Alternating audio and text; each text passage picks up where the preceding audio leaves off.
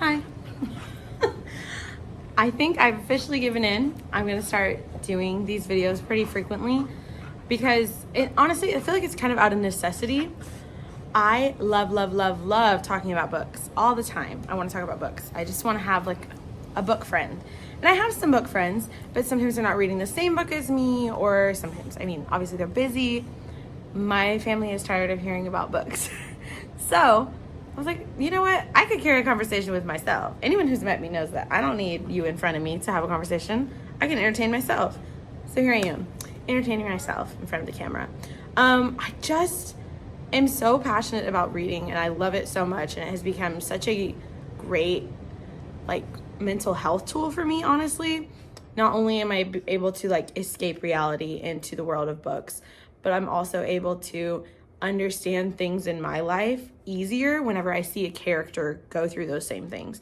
So yeah, I wanted to be able to talk about the things that I'm reading and kind of discuss why they're so important to me. This Burke. But yeah, if you don't know who I am, I'm Becca. Hi. Nothing special about me. I'm not going to be some literary know-how. I don't have big book opinions.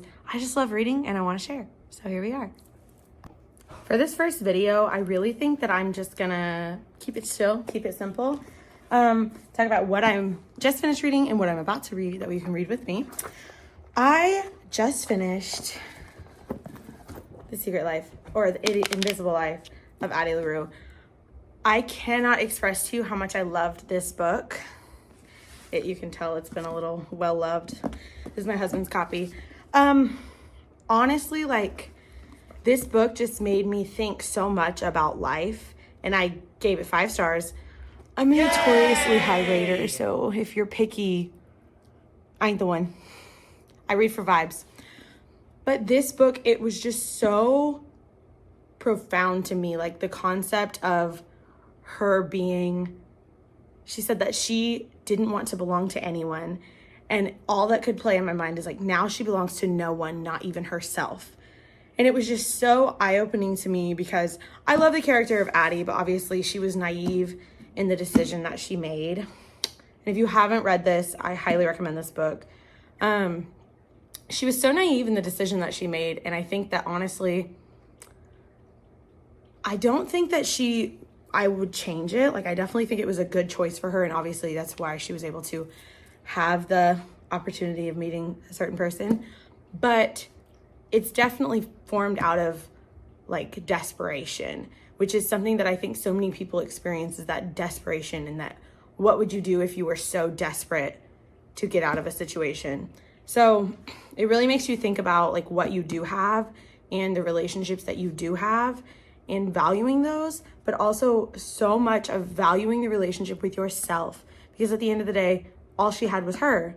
And that is something that I align with. You are alone.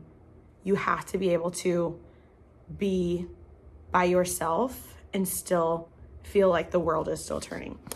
So I love this book. It made me cry a lot. I finished it late last night, early this morning, and I'm just so overwhelmed with it. I really loved the little art pieces that are throughout it. And honestly, I know some of these are real art, but I don't know that all of them are, especially the Polaroids and things. So I really want to go and see which of these art pieces for each part of the book is a real piece of art. I think there's 6 parts in the whole book, and each one has an art piece to start it out. I would be really curious to know if all of these art pieces are real or if they were all created by the author. So I'm definitely gonna look into that. Overall, amazing book, very sad, very heartfelt. I would not read this in a season of depression, because this was very dark, honestly, and led to some kind of dark thoughts. However, I think that it was also kind of poetic in the fact that it helped with those dark thoughts after. You just have to get through it. Yeah, I'll move on from that. Sorry, chatterbox.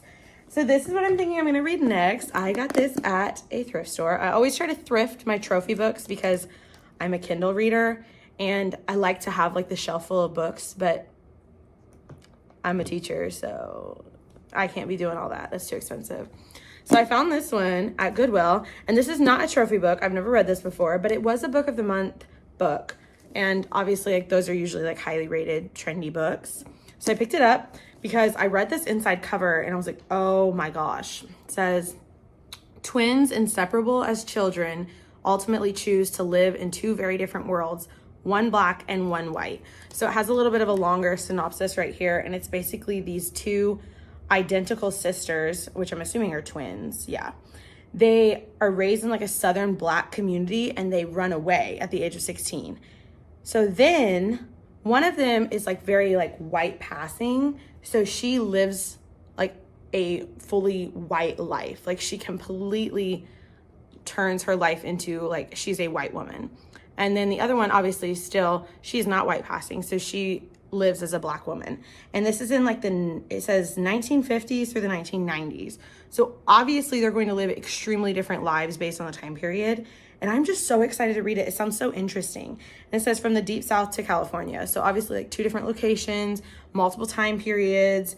And it says it's a brilliant exploration of race, gender, and identity, and the lasting influence of the past as it shapes a person's desires and expectations.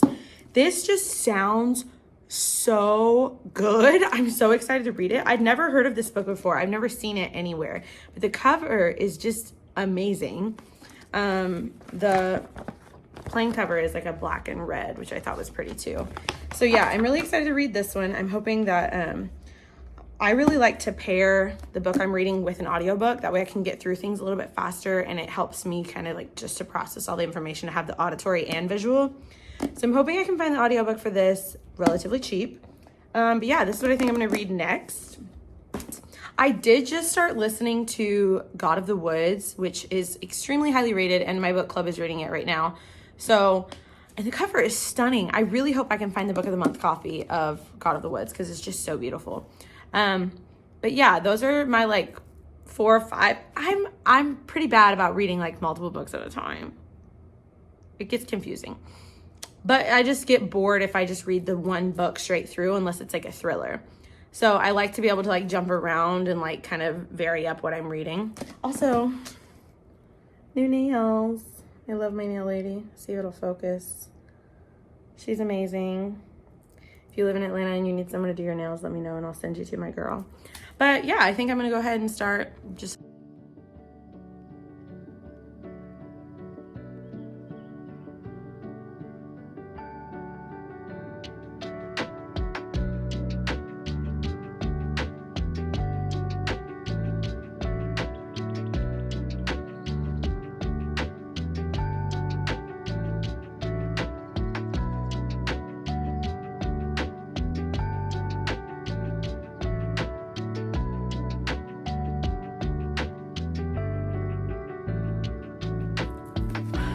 Listen, I'm on page 13 and I am obsessed with this author. I've never read anything by Britt Benet before, but I really love the way that she puts words together, and it's quite nice because I was nervous leaving the Addie LaRue book that I was going to then read something that was like not the same level.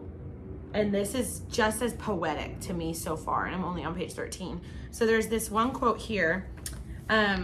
It says, one morning, the twins crowded in front of their bathroom mirror, 4 identical girls fussing with their hair. Like, it's just like little things like that I'm like, oh my gosh. And then there was another one here that I was just like, what? Like, shut up. It said, she'd always been a great liar. The only difference between lying and acting was whether or not your audience was in on it. But it was all a performance just the same. Shut up. That is so beautiful. I am a little, like, I was a little bit confused. I had to go do a genre check because I knew that this was historical fiction, but I was just like, okay, like literary fiction, historical fiction, whatever. But it felt so eerie. I was like, let me go do a genre check. And it was flagged as historical fiction and mystery, which makes sense because it just kind of has that vibe of like, what is happening? Where you're like, it just feels a little bit, So I'm excited because I do love a mystery. And it definitely is like hinting at things in their family's past, because it's talking about like their mother. she doesn't deserve to lose anymore. And so I'm like, I wonder if something happened to their father that was a really big deal. But yeah, I'm excited because historical fiction is not really my thing. But obviously, like, this book I had to read. It just sounded so interesting. So it's exciting that it's not just historical fiction, because I don't want to, you know, get to where I'm not enjoying it, because I do really want to finish this book. But it's interesting so far because the town that they're in, whenever I read it and it said like just a really southern town, I kind of assumed that it was going to be a primarily white town. But I misread where it said a small southern black community. So this town was actually started by their great-great-great-grandfather, I believe. So they have a birthright to the town. But their grandfather started this in an effort to create a place for him to fit in, because this was just at the end of slavery and he was a mixed man. And at the time, obviously, like, there was no place for him in society. So that's why he wanted to start this town. However, the ideology of like admiring lightness and disliking darkness within that community is still present during the time of the book, which is like 80 years after the town's founding. So it's interesting to me how that ideology has stuck around, and I'm curious as to how that's going to come into effect. Definitely feel like something fishy is going on, if that makes sense. Like, just everything about it just seems a little bit like ominous. That's the word I was trying to think of, ominous. So something is coming. I don't really know what, but I literally just started, so I don't know why I'm having like this deep thoughts. But I just like the way this author writes. It's very beautiful. I wanted to look when this book came out, so I peeled off my thrift store sticker. It says June of 2020 is when this was the book of the month. And it came out in, 2020. So it's kind of interesting. I really think I would have loved this book during lockdown. But yeah, I can't believe I've never heard anything about this book. And it's been 4 years since it came out. However, I only got back into reading like a year ago. So that may be my fault. But I'm going to keep going. I am loving this so far.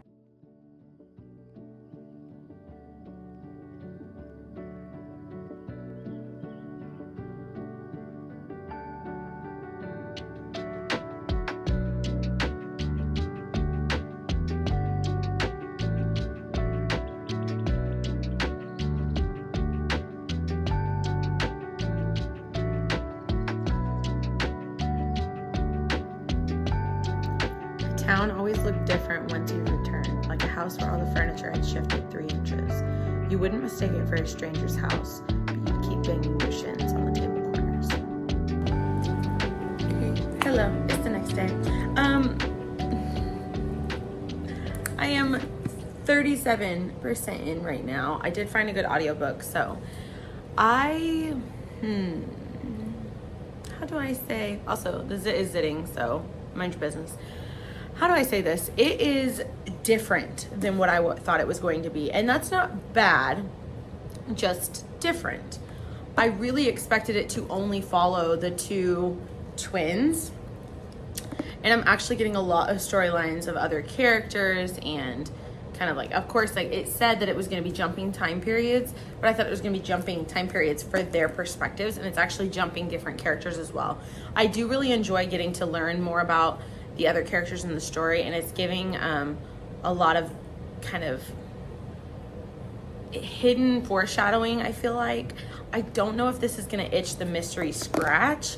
It still feels a little bit eerie, but it's just not quite what I'm used to. So I like it so far. It's just different, if that makes sense. I will go ahead and give a trigger warning so far. There is a lot of heavy themes in this book and heavy topics, so be warned. Racism, colorism, transphobia, domestic abuse. Like, there's a lot in this book, so keep that in mind. I'm only 37% in. But along with that, there's a lot of representation in this book that doesn't feel super forced. Like, it just is a part of the story and it makes sense. And it doesn't feel like the author was just trying to put in a bunch of, like catch-all things. And it's like, no, it's genuinely like, it's important to the story. And I love that, because I hate when an author like just, you know, just throws stuff in there to, you know, get people reading. But no, it feels really good. And there have still been so many quotable moments that have just blown me away. Like, this author does have a beautiful mind. So we are going to continue. I'm on 37% right now. I'm going to go read and I'll check back in.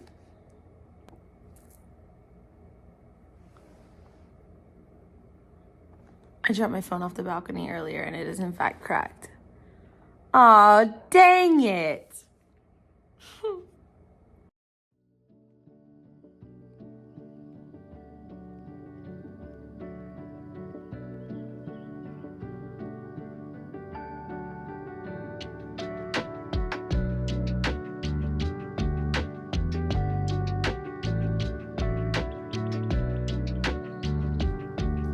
Alright, so I am in part 3, chapter 9. I'm at 53% right now.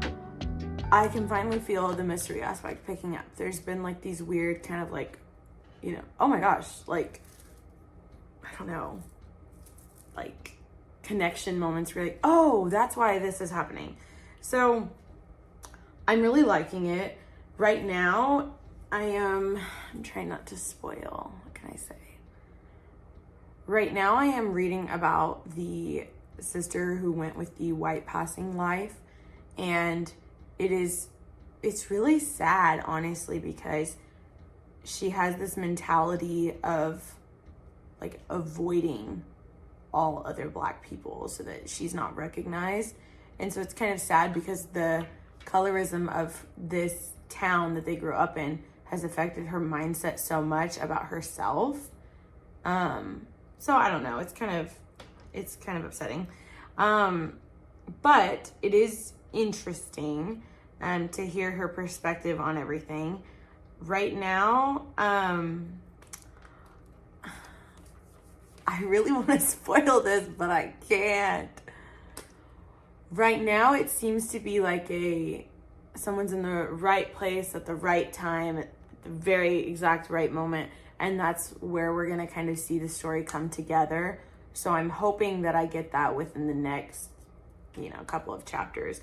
I'm about to start part 4, which I'm assuming will switch point of view again. And I'm hoping that that's wherever I can get a little bit more information about what is going on. But everything is starting to make sense now.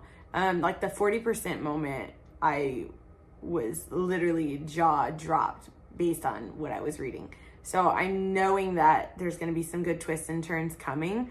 I hope that it is a little bit more of like a big thing, because right now it's just, little coincidences.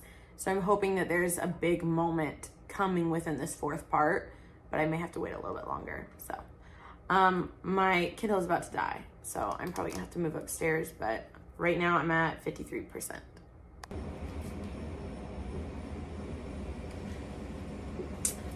I gotta get a snack.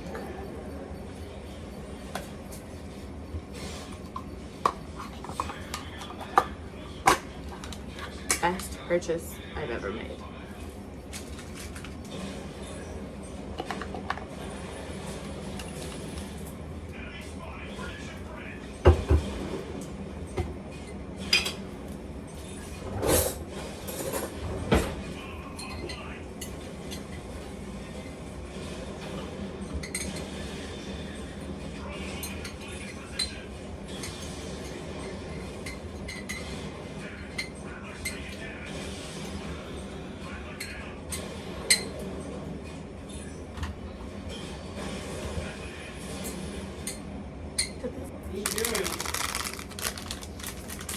Oh, will you run the dishwasher?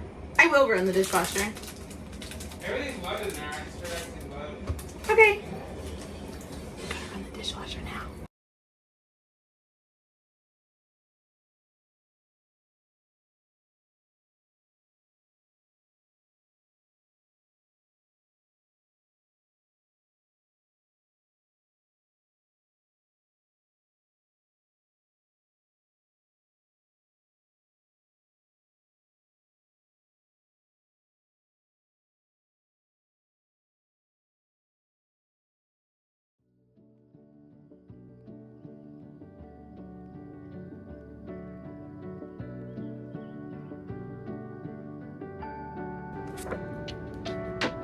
There was nothing more tantalizing than the possibility of total destruction.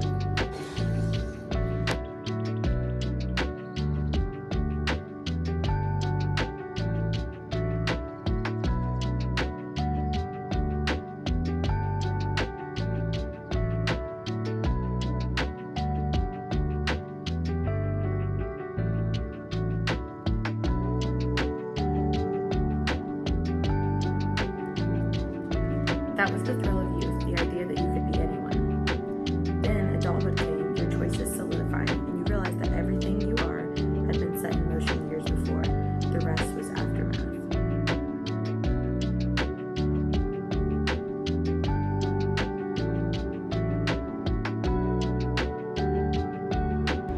All right, I'm driving home right now. I think I'm gonna be able to finish the book on the way home because I have like 20 minutes left. Let me just say, if you can listen to this book on audiobooks, go get the audiobook. I am literally like tearing up listening to this because it has like, they're doing the voices for each character, and towards the end, I like just listen to the audiobook. It's so good. I'm literally crying. I'm gonna see if I can videotape myself listening to the last 20 minutes, only because I know I'm gonna cry. So I'm gonna see if I can document it. My camera may fall over 100 times. Bear with me. We're gonna finish this book right now.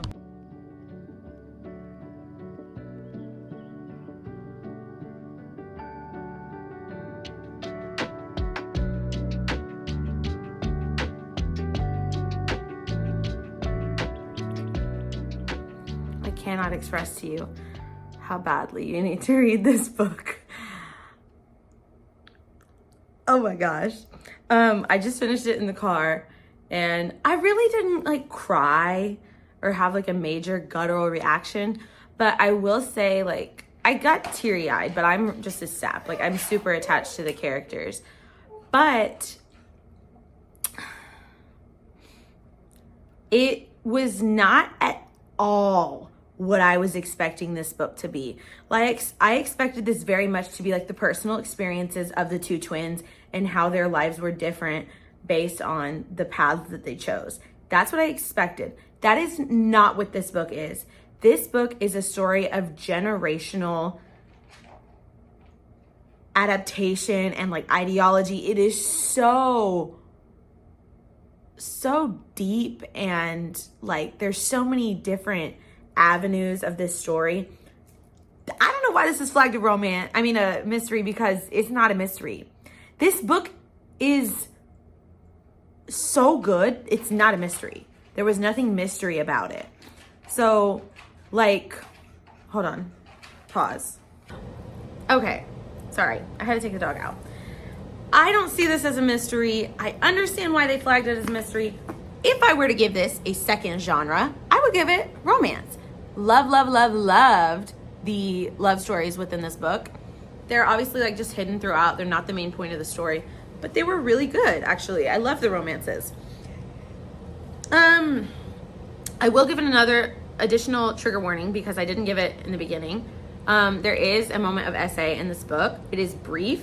It was not it wasn't terrible, but it's there, so just be aware. And what I'll say for the trigger warnings,